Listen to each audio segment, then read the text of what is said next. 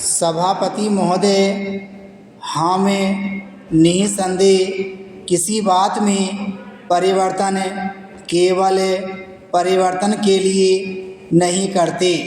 यह कोई प्रतिष्ठा का प्रश्न नहीं है।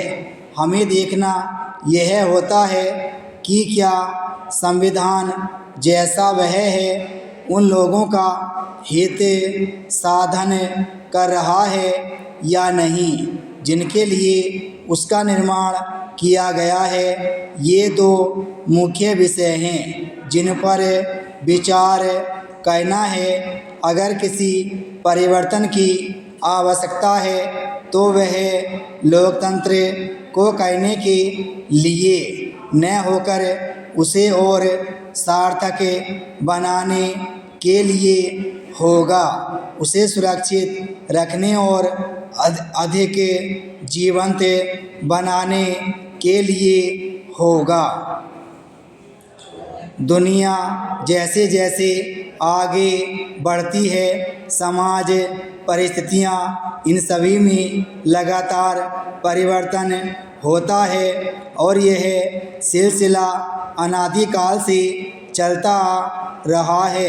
लेकिन हमारे समय में परिवर्तन न केवल हमारे देश में बल्कि सभी देशों में बहुत तेज़ी से हो रहा है, जिसका कारण है विज्ञान और प्रौद्योगिकी और आर्थिक स्थिति पर उनका प्रभाव।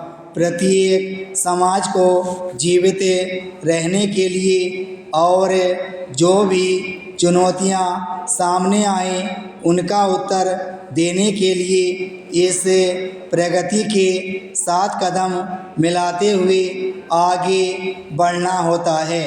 आप सबको इस समस्या पर इसी दृष्टि से विचार करना है।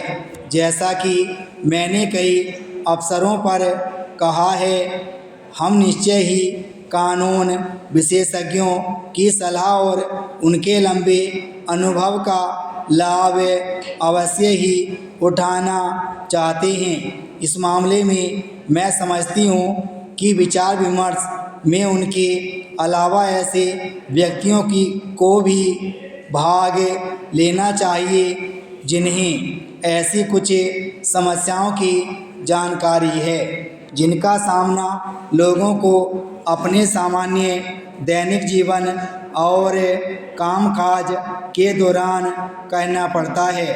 दोनों प्रकार के लोगों के बीच विचारों का आदान प्रदान होना चाहिए।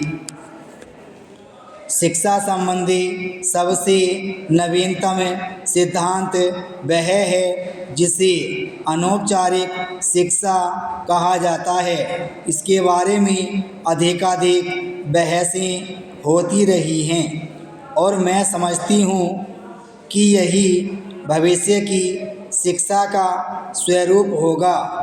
इसकी एक विशेषता यह है कि विभिन्न प्रकार के लोगों के बीच इस प्रकार का विचार विनिमय आवश्यक है और चाहे जिस प्रकार के प्रश्न पर विचार हो रहा हो उसमें भाग लेने वाले सिर्फ वे नहीं होने चाहिए जिन्हें उस विषय का अनुभव हो, बल्कि समाज के व्यापक वर्गों के लोग भी होने चाहिए।